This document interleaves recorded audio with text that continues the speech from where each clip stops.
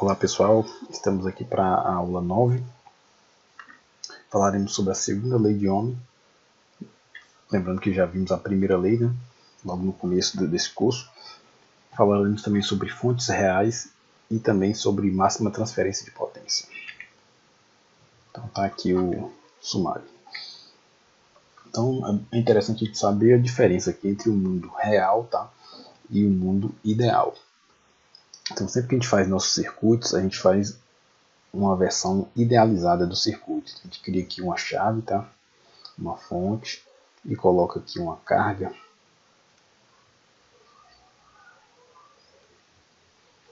Então isso aqui é uma versão idealizada. Por quê? Porque a gente não considera, por exemplo, aqui a dimensão desses condutores, tá? A gente imagina aqui que esse fio possui uma seção transversal que atende aqui essa necessidade, tá? A mesma coisa sobre a chave. A gente pensa o quê? A gente pensa que essa chave é uma chave perfeita. Quando a gente fecha a corrente, consegue passar toda a corrente que é necessária para o circuito, consegue passar, e quando ela está aberta, não passa nada. Da mesma forma, os contatos aqui que ligam essa fonte aos condutores, tá? E também que ligam os condutores aí à carga. A gente não considera isso aqui, nada disso, em nosso circuito. A gente simplesmente aplica aquela lei de Ohm diretamente lá e fica subtendido que está tudo funcionando perfeitamente. Isso é o que? Isso aqui é o caso ideal. No mundo real, as coisas não acontecem bem desse jeito aqui não. Ocorrem pequenas variações aqui, tá? E às vezes as variações podem ser muito grandes e acaba prejudicando o funcionamento do circuito, em alguns casos. Então nessa figura representa mais ou menos o que a gente comentou antes ali, né? Faltou aqui a questão da chave. Imagina que não tem isso, aqui tem a chave e aqui temos a nossa chave. Então o que acontece de imperfeição aí? Nesse caso aqui é um caso ideal, tá? Mas no caso real, a gente vai ver que os condutores eles vão funcionar com pequenas resistências, tá? A passagem da corrente elétrica. E essas resistências aqui elas vão variar, ela pode ser maior ou pode ser menor aí, conforme a espessura do material, assim como o tipo de material que é utilizado nesse condutor, tá? E também o comprimento desse condutor. Então com isso a gente vai ter essa variação dessa resistência. E isso aqui consequentemente vai ficar em série com o circuito. E se está em série, a gente lembrando aí da associação em série, a gente vai ter aqui uma pequena queda de tensão aqui, ó, vou chamar aqui de VF. Tá? Da mesma forma funciona para outro condutor. Então lembra sempre que você tem uma carga, uma fonte, e a carga está longe da fonte, vão ser dois condutores longos, no caso, que podem ser longos, né? E consequentemente você tem uma resistência de queda em um dos condutores que vai e no outro que é por onde a corrente retorna. Outro ponto também que a gente já comentou é a própria fonte, tá? A fonte, a gente imaginou uma fonte ideal. Por exemplo, se eu coloco aqui uma fonte de 12 volts, independente da corrente que ela estiver fornecendo aqui, a tensão é sempre 12 volts. Mas como a gente vai ver também daqui a pouco, não é sempre que isso acontece. Então a gente vai ter a fonte, mas existe uma perda na própria fonte, representada, que a gente representa por uma resistência interna, que coloquei aqui RF, tá? E que também, com a passagem da corrente elétrica por essa resistência, existe uma queda de tensão sobre ela. A gente vai ver uns detalhes daqui a pouco sobre isso. Mas o que a gente percebe aqui? A gente percebe que já existem algumas implicações sobre o nosso circuito, tá? que a gente precisa pensar sobre elas. Então vamos falar um pouquinho sobre a segunda lei de Ohm. Então a gente já viu a primeira lei de Ohm, vou colocar aqui a primeira lei de Ohm, que a gente viu lá que a resistência é dada pela tensão dividido pela corrente. Isso aqui no dado material. Então se a gente conhecer o material, como esse pedaço de material que está aqui embaixo, pela primeira lei de Ohm, a gente ligar isso aqui a uma fonte, tá? A gente ligar isso aqui a uma fonte, se a gente conhecer a tensão da fonte, deixa eu chamar de V, né? Vou chamar aqui de V também, e colocar aqui uma corrente. Então, se a gente conhece essas duas grandezas aqui, pelaquela relação assim, a gente consegue identificar a resistência desse material. Então, isso aqui é a primeira lei. Já a segunda lei ela vai levar em consideração outros parâmetros. Então os parâmetros que ela leva em conta são esses aqui, ó. O material, ou seja, o tipo do material que é composto. Então, por exemplo, pode ser um fio de cobre ou pode ser um fio de alumínio, tá? Vai variar, ou de outro material. Depende do que? Depende do comprimento. Então você pode ter um comprimento que ligue, sei lá, de um interruptor até uma lâmpada. Ou então você pode ter um comprimento que vai de uma... Você pode ter um comprimento que vem lá da subestação elevadora de uma hidrelétrica até uma subestação em sua cidade. Ou seja, são vários quilômetros. Então esse comprimento é uma das variáveis. Outra coisa que a gente tem é a área de corte transversal, que indicada aqui nessa figura, tá? Como essa região aqui, ó, esse fio, esse material aqui que é circular, né? Seria essa área. Então você pode ter fios com a seção transversal maior, né, do que aquela lá, ou pode ter também fios com seção transversal menor, resultando numa área menor. Então isso aqui também implica na capacidade de condução da corrente, consequentemente na resistência desse material, além da própria temperatura do material. Então se ele estiver em um local quente, tá, ele vai funcionar, a resistência vai ter um valor. Se ele estiver num local que é refrigerado, a resistência desse condutor vai ter um outro material. Então como é que essas coisas se relacionam? Elas se relacionam seguindo essa equação aqui, ó. A gente vai ter aqui que a resistência é igual a ρ. Esse ρ é uma constante que a gente chama de resistividade do material. Ela é dada em ohms metros. Observa que é ohms traço metro, não ohms barra metro. Não é ohm por metro, né? Aqui a gente tem o que? A gente tem um comprimento, tá, do condutor, e aqui embaixo no denominador a gente tem a área da seção transversal. Essa equação aqui ela está incompleta, a gente ainda pode acrescentar aqui uma parte que depende da temperatura, mas vamos deixá-la dessa forma mais simples. Aqui a gente tem a tabela com a resistividade de alguns materiais mais comuns, como a prata, o cobre, o alumínio, o ouro, entre outros. E vejam que esse número, tá, é um número bem pequenininho. Então, por exemplo, aqui vamos pegar o mais utilizado, que é o do cobre aqui, ó. O do cobre é 1,72 vezes 10 elevado a menos 8 ohms metro. Então tá aqui a unidade, ohm metro. Então vamos responder um exemplo, né, para a gente tentar entender como é que usa aquela equação. Então tá aqui, ó, calcule a resistência de um fio de cobre de 2,25 milímetros quadrados, cujo comprimento é de 50 metros. Se o fio é de cobre, tá? Ele deu aqui o ρ do cobre, da resistitividade, que é 1,72 vezes 10 elevado a menos 8 ohms metro. Então a gente tem que lembrar da equação. A equação é R é igual a ρ vezes L dividido pela área. Veja o seguinte, se a gente for pensar em termos de unidade, o ρ ele é dado ohms por ohms metro, tá? O comprimento está em metro, ou seja, está conversando aqui uma unidade com a outra, só que a área de seção transversal do condutor ela está dada em milímetros. Então isso aqui a gente vai ter que converter isso aqui para metros quadrados.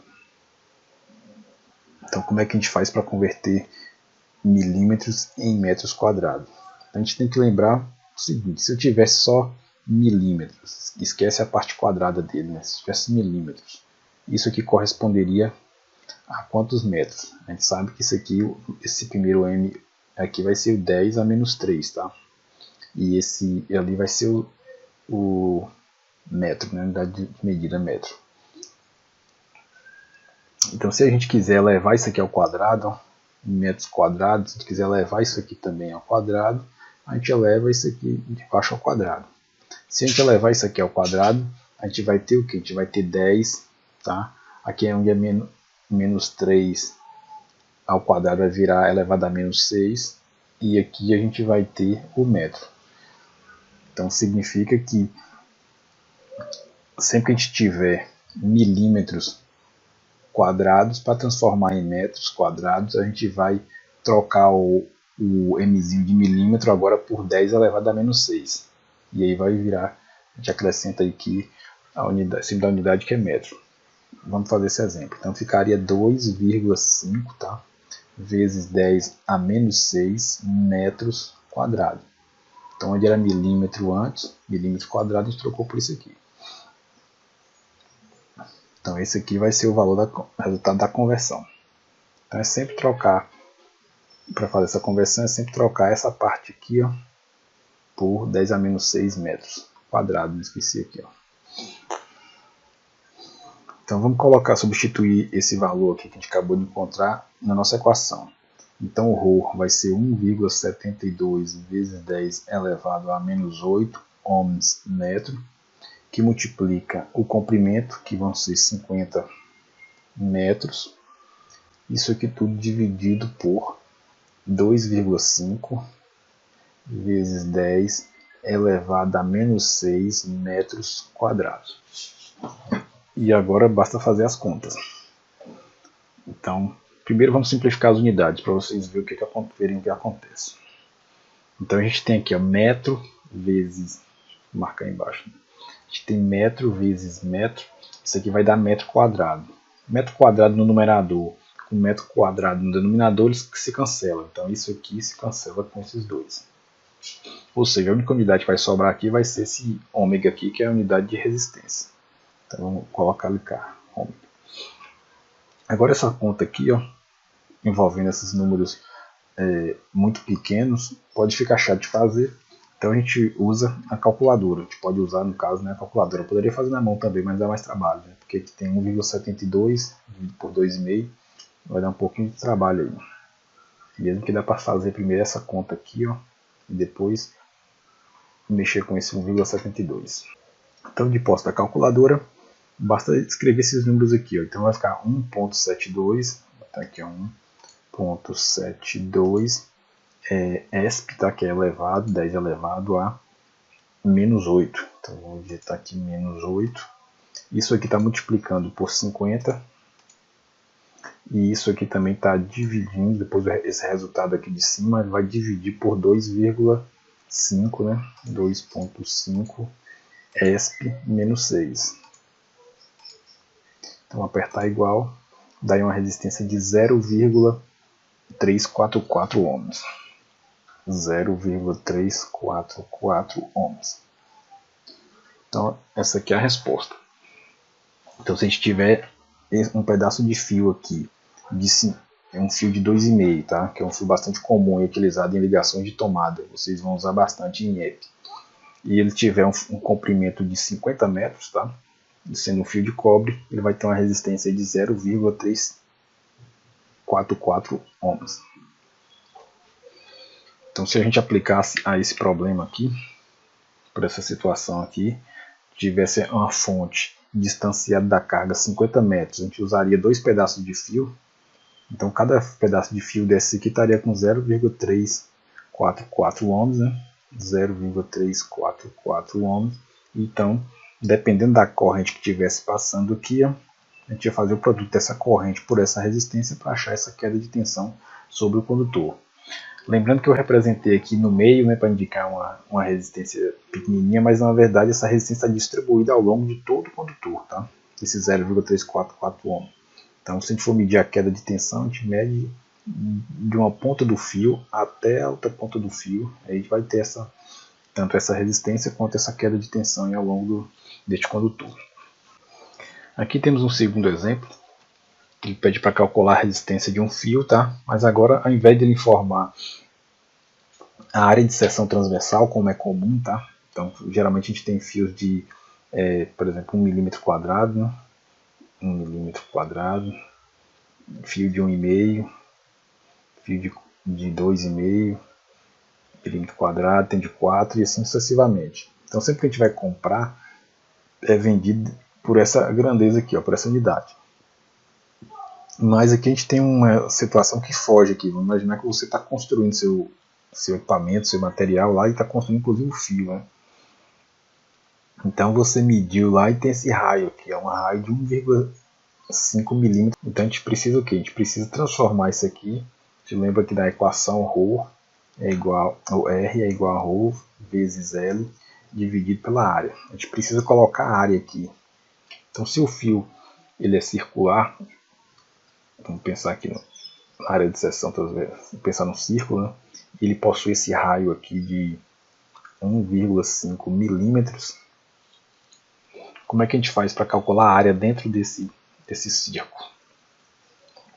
Então vocês têm que saber, nesse caso, primeiro como é que se calcula essa área, tá? E depois você substitui aqui e basta fazer os cálculos.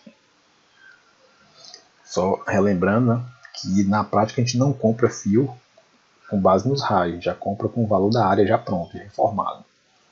Então aqui a gente tem algumas questões mais teóricas, então fica para resolver essas questões teóricas. E vamos falar um pouquinho agora sobre outra coisa, que é a questão da resistência interna das fontes, que a gente comentou lá atrás. Então as fontes de tensão apresentam, em geral, uma resistência de saída não nula. Significa o quê? Que a gente, até agora a gente vinha desenhando só nossas fontezinhas desse jeito. E daqui para cá eu ligo meu restante do circuito lá, ó. Mas na prática, essa fonte é diferente. Ela é uma fonte, tá, ideal, associada com a resistência interna. A gente vai chamar aqui de Rzinho ou RI, depende da situação. O RS, como está aqui. Então vamos falar agora um pouquinho desse segundo tipo de fonte aqui, ó. Então, se a gente pensar aqui numa pilha, por exemplo, aqui a gente tem uma pilha, a gente está acostumado, aqui tem um terminal da pilha, o positivo, aqui tem um terminal negativo, a gente liga nossos fios aqui, né? E daqui a gente liga até a nossa carga. E a gente imagina que isso aqui faz o papel de uma fonte ideal. Na prática, não é assim que acontece. Na prática, ele funciona como? Funciona como se fosse uma fonte ideal com uma resistência interna aqui. Então a tensão que vai estar disponível para realizar trabalho aqui entre os terminais A e B, ele depende de quem? Ele depende dessa tensão aqui dentro, tá? Mas vai depender também agora dessa resistência e vai depender dessa corrente.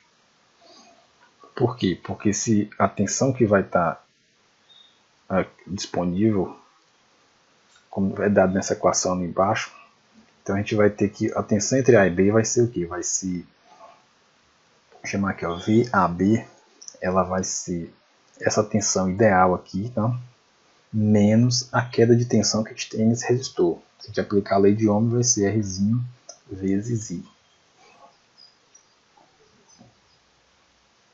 que é essa equação que está aqui embaixo. Então isso aqui vai dar a função característica de um gerador. Existem duas situações para o gerador. O gerador ele está sem carga, tá? Então se ele tiver sem carga desse jeito, qual vai ser a corrente que circula por ele? Então se não tem carga, o circuito está aberto, não tem um caminho fechado, tá? Logo essa corrente aqui, Izinho, é igual a zero.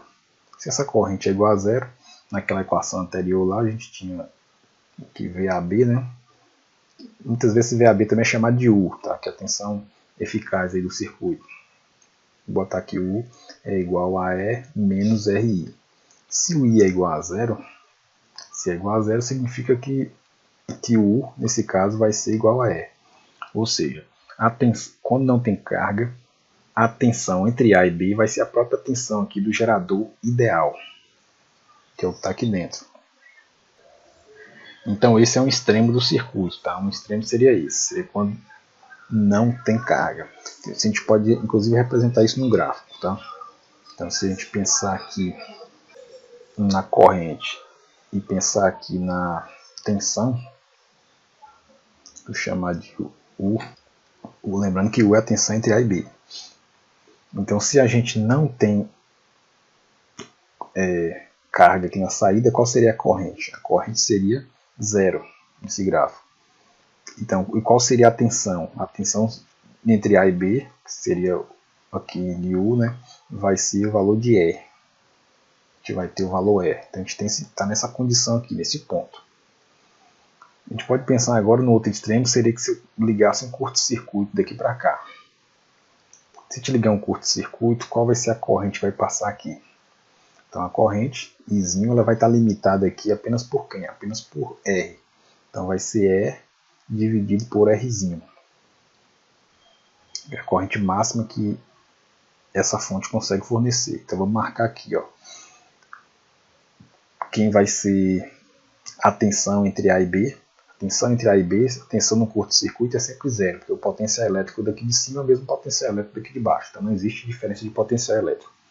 Então se a gente olhar aqui nesse eixo Y, né, estaria aqui em 0.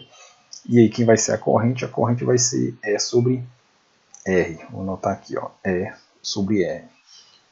Então a gente estaria nesse segundo ponto.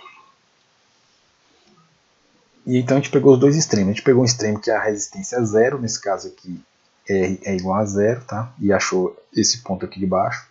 E pegou outra situação que R era igual a infinito, tá? Que é quando o circuito está aberto, a resistência aqui fora é o máximo possível. E a gente encontrou esse ponto daqui de cima. Então qualquer outro valor de resistência aqui entre 0 e infinito, a corrente vai variar aí conforme essa reta aqui, ó. Então vamos imaginar que a corrente, qualquer valor, mas a corrente está bem alta, mas está um pouquinho abaixo disso aqui, ó. Então o circuito estaria funcionando nessa bolinha que eu acabei de colocar aí. E aí você pensa, não, mas agora eu coloco a resistência bem alta mesmo, a corrente está bem pouquinho aqui, então ele vai estar onde? A corrente bem pouquinho perto de 0 aqui, ele estaria funcionando por aqui. E para qualquer outro valor que você imaginar aí de resistência, ele vai estar sempre em cima dessa reta. Então essa aqui vai ser a reta de carga para essa fonte. Então aqui a gente tem a reta mais bem desenhada, né? E a gente tem a tensão a vazio quando ele estava vazio ou estava aberto, no caso. A gente tem esse ponto, e quando ele estava curto-circuitado a gente tem esse ponto. E aí no meio aqui do caminho a gente tem aí todos os possíveis valores de corrente, né, e tensão correspondente que o circuito pode operar. E a gente pode acrescentar aqui alguma coisa agora. Então no eixo aqui a gente tem tensão, no outro eixo a gente tem corrente. Então se a gente dividir aqui, ó, esse valor de tensão dividido pelo valor da corrente, se a gente divide U sobre I, tá? Isso aqui vai dar pra gente uma resistência. Isso pela lei de Ohm. Se a gente pensar também pela trigonometria, tá?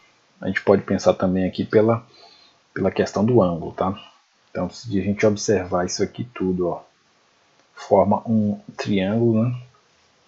Triângulo retângulo, pois esse ângulo aqui é reto. E se a gente pensar na inclinação dessa reta, tá? Dessa reta que está em azul, que eu cobri ali, ela vai ser o que? Vai ser a tangente de alfa.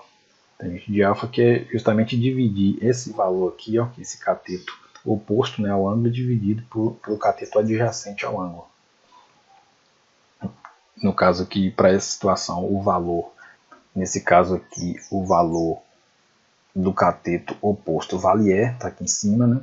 E o valor do cateto adjacente vale E sobre R, que está aqui embaixo. Então se a gente fizer a conta, a gente vai achar o próprio valorzinho de R também, né? Que é justamente aí a resistência interna da fonte, ou do gerador. Então aqui a gente tem um exemplo. O circuito abaixo mostra um gerador real conectado a um resistor R. Então está aqui nosso gerador real. Tem aqui aquela parte dele que é ideal, e aqui está a resistência interna dele, e aqui está a carga R.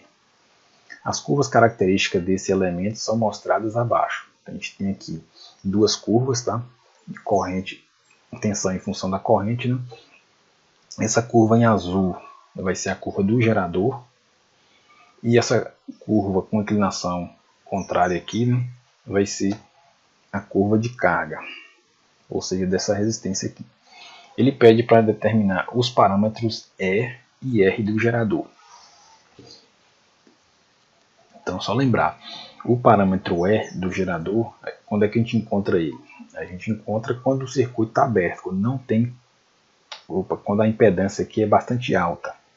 A resistência, no caso, é bastante elevada, é como se não tivesse essa carga conectada ao circuito. E aí a gente acha o valorzinho de E. E pelo gráfico a gente viu que a corrente, nessa situação, a corrente seria zero. Então só você vir aqui, ó, a corrente é zero, tá? Você estaria nesse ponto, corrente zero. E aí você vai olhar na curva do gerador. A curva do gerador que ele deu é assim em azul. Então para a corrente zero, o valor de tensão é igual a 60. Então significa que é aqui, ó, vale 60 volts. Agora o parâmetro R do gerador. O parâmetro R, como a gente viu agora há pouco aí, vai ser a tangente, tá, de alfa. A alfa vai ser esse ângulozinho aqui, ó. Então a tangente de alfa era o que? É esse valor aqui, no caso 60, dividido pelo valor da corrente. A corrente no caso aqui vai ser 10, aqui eu tive que dar o Rzinho lá.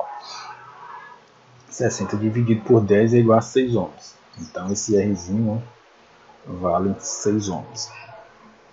Então letra A respondida. Então ele pede também aqui a resistência R do resistor. Então esse Rzão aqui. Então veja que ele deu uma curva para ele aqui. Ó. A curva é uma curva de tensão, tá? Que está no eixo das tensões aqui, esse valor 40. E é em função da corrente. Então a gente pode, já que a gente tem tensão e tem corrente para esse ponto aqui indicado, a gente pode dividir aí, ó. Rzão vai ser tensão 40 dividido pela corrente que é 10. Isso aqui a gente vai ter 4 ohms. Então Rzão igual a 4 ohms. Agora ele pede o seguinte, para interpretar o ponto de encontro entre as duas curvas. Então a curva do gerador com a curva de carga, elas se interceptam nesse ponto. Então existe o que? Se a gente marcar esse ponto aqui, vai existir uma tensão aqui, um valor de tensão, e vai existir um valor de corrente aqui embaixo. E a gente precisa interpretar isso. Então uma das formas de a gente ver é observar o circuito como um todo. Então se a gente pensar no circuito, qual vai ser a corrente que passa por esse circuito aqui? Então essa corrente que passa, ela depende de quem? Depende da fonte. Então I vai ser 60 dividido pela resistência. Só que nesse caso vai ser dividido pela resistência equivalente. Porque você tem uma resistência de 6 ohms em série com a resistência de 4 ohms, que vai resultar em 10 ohms. Então 60 dividido por 10 vai dar 6 amperes. Significa o que? Significa que esse circuito aqui está operando a 6 amperes. Então essa corrente que está aqui embaixo, ó, é a corrente de 6 amperes. Não confunda esse valor de 10 com esse de 6. Esse de 10 aqui é a corrente de curto-circuito da fonte. Ou seja, se eu colocar a resistência 0 aqui, a fonte fornece a máxima corrente que ela consegue fornecer, e nesse caso seria de 10 amperes. Nesse caso, como a gente colocou uma resistência de 4 ohms, o circuito está operando aqui, ó, uma corrente de 6 amperes. Agora vamos para esse outro ponto aqui, ó. Esse outro ponto vai ser o que? Vai ser a tensão sobre esse resistor. Vou chamar aqui de A e B só para a gente lembrar lá, ó. Que vai ser aquela tensão U que a gente falou antes, que é o VAB, que é a mesma coisa de U. E para encontrar ela, a gente multiplica a corrente que a gente acabou de encontrar, né? Que são 6 amperes, vezes 4 ohms. Eu estou sem lugar para escrever aqui, fazer cá em cima. Ó. U é igual a 6 vezes 6 amperes vezes 4 ohms, que vai resultar em 24 volts. Então esse valor aqui, ó, são 24 volts. Então como é que a gente interpreta esse ponto de encontro das duas curvas? É justamente o ponto de operação do circuito. Significa que onde a resistência de a curva da carga encontra com a curva da fonte, é o ponto que ele está operando. Então vai ser o ponto de corrente sobre a carga, né, que é a mesma corrente fornecida pela fonte, e é o ponto também que a gente tem a tensão sobre a carga, que no caso aqui vai ser 24 volts. E a corrente vai ser 6 amperes. Isso para quê? Isso para uma carga de 4 ohms. E se a gente fizesse diferente, ao invés de botar uma carga de 4 ohms, a gente colocasse uma carga diferente. Vou apagar aqui. Então já resolveu o exercício. Vamos pensar o seguinte, se a gente tivesse agora uma carga diferente. Se eu tivesse uma carga que tivesse a curva mais ou menos com esse formato aqui, ó, a gente ia ter o que? Se a gente dividisse aqui o valor de tensão por corrente, a gente ia obter um valor diferente do que a gente obteve antes. E quando a gente lançasse isso aqui no circuito, o ponto de operação passa a ser esse. Antes era esse daqui, agora passa a ser aquele. Se eu mudar de carga, posso mudar de carga e ter outra curva que passe para cá também.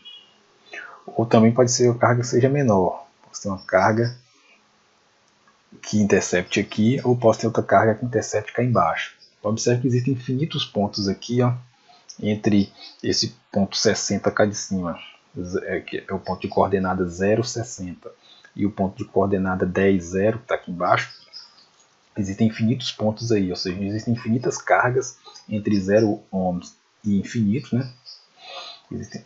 Existem infinitos valores aí para resistência que a gente pode colocar aqui no meio colocar esse circuito e consequentemente teria um ponto de operação diferente.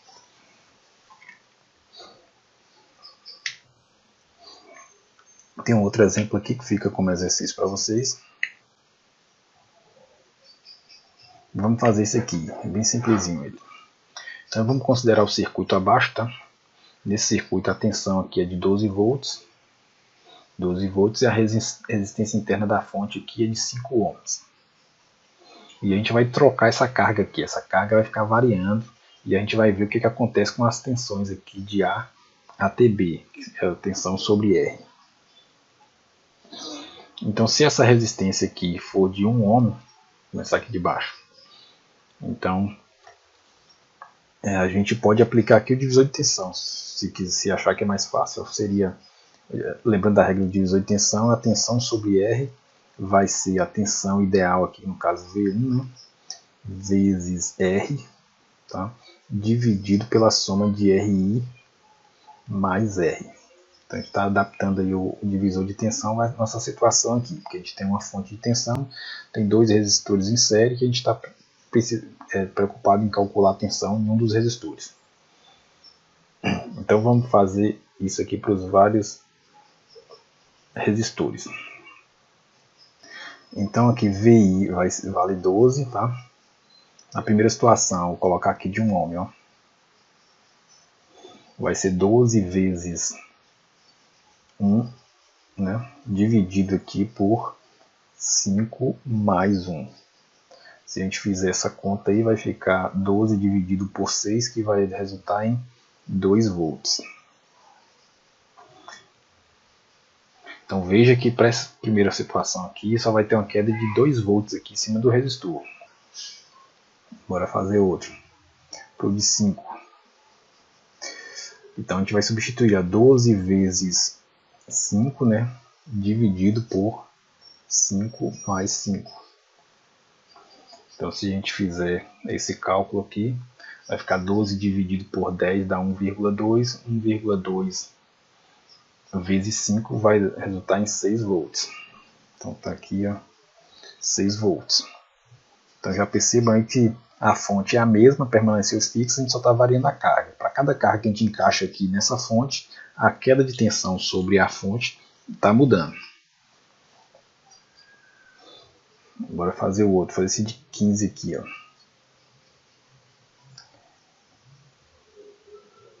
Então vai ser 12 vezes 15 dividido por 5 mais 15. Então 5 com 15 aqui embaixo vai dar 20. 12 dividido por 20 vai dar 0,6.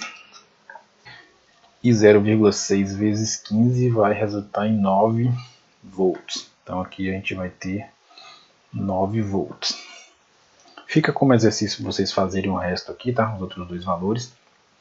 Mas perceba o seguinte, que pela lógica da gente, no circuito ideal, se a gente tem uma resistência aqui variável e aqui a gente tem a fonte real, a tensão sobre o resistor aqui vai ser sempre o valor da fonte, isso no circuito ideal. Quando o circuito é real, ou seja, tem essa resistência interna associada aqui à fonte, a tensão que está entre os terminais da carga varia, tá? Varia dependendo de quem? Varia dependendo da própria carga. E a gente vai ver depois a aplicação disso aí, tá? Mas perceba esse detalhe aí, isso é muito importante. Por isso que tem circuitos que na prática você mede a tensão na fonte, você tem um valor, que seria a tensão, digamos, em aberto dele. E quando você coloca uma carga no circuito e vai medir a tensão aqui, tem uma queda, ela diminui, tá? Num carro, por exemplo, é comum acontecer isso. O carro está com um valor de tensão, quando você liga os faróis, a tensão dá uma ligeira diminuída. Por quê? Porque está caindo tensão aqui na resistência interna da fonte. Lembrando que essa resistência não existe fisicamente, não é um resistor colocado lá dentro não. Isso é uma característica própria da fonte, tá? Que acaba perdendo tensão e a gente representa isso na forma de uma resistência. Então a gente pode pensar também no gerador do ponto de vista da potência. Então vocês lembram lá que a gente tinha que a tensão U, né, que a tensão sobre a carga, ela é igual a tensão ideal menos a queda menos a queda de tensão na fonte interna, que vai ser R vezes I, Rzinho vezes I. Então se a gente multiplicar isso aqui tudo pela corrente, a gente vai encontrar essa equação aqui de baixo, ó. U vezes I, que resulta na potência, tá? Que é a potência útil, que é a potência sobre a carga. E vezes I, que é a potência total, que é a potência fornecida pela fonte. E R vezes I ao quadrado, que é a potência dissipada nesse resistor aqui interno, tá? Ou seja, a potência dissipada na fonte. Lembre sempre que as fontes, o carregador de celular ou mesmo a bateria de carro, quando em uso, ela aquece. E esse aquecimento é o que? Significa justamente essa dissipação de potência sobre a fonte, em cima na resistência interna dela lá, que a gente representa pela resistência interna. Então, se o sistema ele tem uma potência total, né? Se ele tem uma potência dissipada, que é o aquecimento lá do carregador de bateria, do carregador de celular ou da bateria, e a gente tem aqui uma potência útil, que é a potência que vai para a carga e realiza trabalho, a gente pode aplicar aqueles conceitos de rendimento que a gente estudou antes. Então o rendimento, no caso, vai ser o quê? Vai ser a potência útil dividido pela potência total. E aí a gente vai chegar nessa equação aqui, ó, que o rendimento de uma fonte ela vai ser a tensão em cima da carga dividido pela tensão ideal dela. Ou também vai ser o que? A gente pode escrever como a resistência de carga dividido pela soma da resistência de carga mais a resistência interna do gerador. Essas deduções eu faço no encontro síncrono. E aí vem a seguinte questão. E se a gente tivesse, por exemplo, uma fonte, tá? A gente tivesse aqui uma resistência variável e quisesse aquecer essa água com essa resistência. Qual seria a condição aqui? Qual seria o valor de resistência que a gente deveria colocar aqui para que essa água aquecesse o mais rápido possível? Ou seja, para que a fonte forneça o máximo de potência para essa carga. Essa seria o que? Essa seria uma condição de máxima transferência de potência. Então a potência pela equação que a gente viu antes, que era U, né, vezes I, né, a gente pode escrever dessa forma, que a potência útil vai ser E vezes I menos R vezes I ao quadrado. Então se a gente colocar isso aqui em função da corrente, né, se a gente fizer um gráfico, por exemplo, em função da corrente, aqui, da potência, você vai ver que esse I aqui ele aparece elevado à primeira potência e aqui ele aparece elevado ao quadrado. Que lembra justamente aquele negócio para a gente lá, né? De y é igual a ax ao quadrado mais bx mais c. Então esse i aqui faz papel de x para a gente, ó, desse x dessa equação. Assim como no gráfico aqui, esse i aqui está no lugar do eixo x. E se a gente lembrar aqui, ó, isso aqui dá justamente a equação de uma parábola. Sempre que a gente tem esse elevado ao quadrado, dava lá para a gente uma equação de uma parábola. Mas no caso aqui, a gente tem o que? A gente tem que esse i, o i ao quadrado, ele vem acompanhado aqui de um termo negativo, de um fator negativo. O que significa que essa parábola vai estar voltada para baixo. A gente tem uma parábola aqui, tá, nessa história, que ela está voltada para baixo. Só que tem mais coisa aqui, ó. Como essa equação embaixo ela não tem esse termo independente, C, significa o quê? Significa que essa parábola ela passa pela origem, tá? Ela passa pela origem. E outra coisa que acontece aqui também é que a corrente máxima que ela vai assumir aqui vai ser aquele E sobre R. E sobre Rzinho que a gente viu antes. E se a gente explorar um pouquinho mais aqui ainda, a gente vai ver, tá, que existe um valor máximo aqui. Aqui embaixo vai ser E sobre R sobre R dividido por 2, tá? E se você lembrar um pouquinho lá daquelas coisas de vértice da parábola lá, você vai ver que esse ponto aqui, ó, ele vai ser E ao quadrado dividido por 4R, tá? A gente vai chegar nesse seguinte valor aí. Então aqui tem um resumo daquilo que eu esbocei lá atrás. Então vamos interpretar um pouquinho isso aqui. A gente tem nosso circuito lá ideal. E essa resistência aqui, o Rzão, é variável. Se a gente for pegar isso aqui de um valor zero, tá? Então quando essa resistência aqui é máxima, vamos pensar que ela seja, digamos, infinita, tá? A gente estaria o quê? Estaria nessa situação de corrente zero, que a gente está aqui. À medida que a gente vai diminuindo essa resistência, ela vai subindo aqui essa curva verde, consequentemente a potência também vai subindo. Ó. Quando ela sobe para cá, a potência vai subindo. Tá? E acontece até que chega um momento aqui, você tem aqui que a potência é máxima. Depois, se você continuar diminuindo a resistência, a corrente vai aumentando aqui embaixo, a corrente aumenta, e aí a potência começa agora a diminuir. Ó. O valor de potência aqui no está cada vez menor.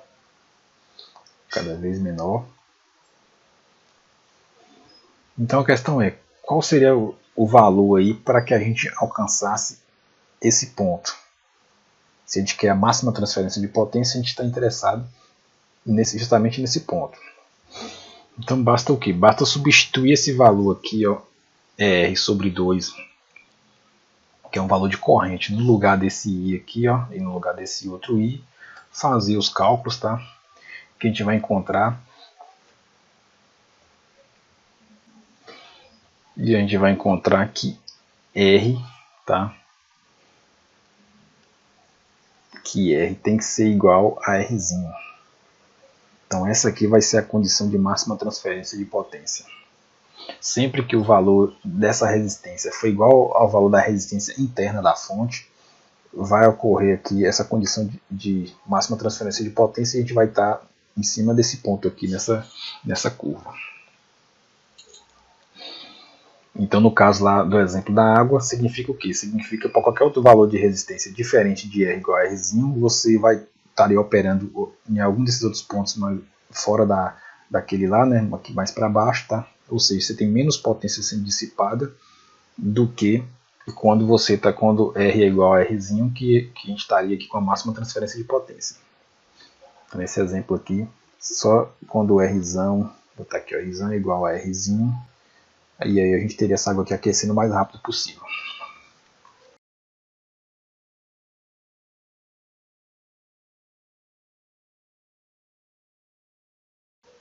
Aqui a gente tem um exemplo, tá? Fica como exercício para vocês aí, tentar resolver isso.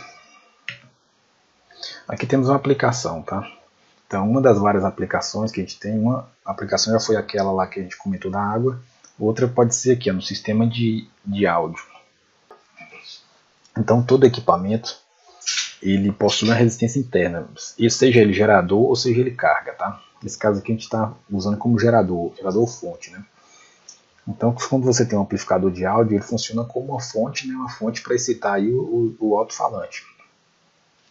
E quem já mexeu com alto-falante alguma vez aí sabe o que? Sabe que o alto-falante ele apresenta os valores ali, por exemplo, de 4, 6 ou 8, né? Às vezes 16 ohms. Isso aqui é a impedância própria do alto-falante. E quem já mexeu também alguma vez sabe o que? Sabe que quando você tem um alto-falante de 8 ohms, se você precisa substituir ele por algum problema, você tem que substituir ele por outro do mesmo valor. Se você substituir por um valor de 4 ou um valor de 16, o som vai ficar diferente. Por que isso acontece? Acontece porque o próprio amplificador ele vai operar como uma fonte, como essa daqui, né? Só que é uma fonte real, ou seja, ele tem uma resistência interna, tá? E esses terminais aqui, onde A, B, onde a gente encaixa o alto-falante, seria esses dois aqui de fora, tá? Então o alto-falante, para encaixar aqui nele, vamos colocar aqui o alto-falante, seria essa figura de baixo, ele tem que ter o que? Ele vai ter que ter exatamente os mesmos 8 ohms. Por quê? Porque a gente quer que essa fonte aqui, que é o amplificador, ele transfira a máxima potência possível para o alto-falante, para o som sair lá de acordo com a gente quer. E aí se alguém por acaso, em vez de colocar um alto-falante de 8 ohms, ele coloca um alto-falante aqui de 16 ohms, por exemplo, que vai acontecer? O sistema ele pode funcionar aqui, tá? Só que se a gente observar naquela curva, ele vai, em vez de estar operando lá naquele ponto de máxima potência, ele vai estar operando um ponto um pouquinho abaixo aqui, ó. Estaria operando desse ponto aqui, ó. Consequentemente, o que vai acontecer? O som aqui vai distorcer. Então você vai aumentar o volume lá e o som vai ficar todo distorcido. Você vai ter alguma região aqui de volume, você vai colocar o volume bem baixo, tá? E aí você vai ter aqui o funcionamento do som legalzinho lá, tá bonito. Mas se você aumentou um pouco, ele vai distorcer o som.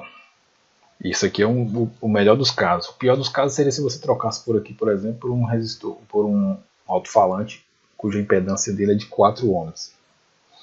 Aí o que vai acontecer? Você vai cair para o outro lado da curva. Só quando você vem para o outro lado da curva, veja que você tem a corrente também aqui, ó.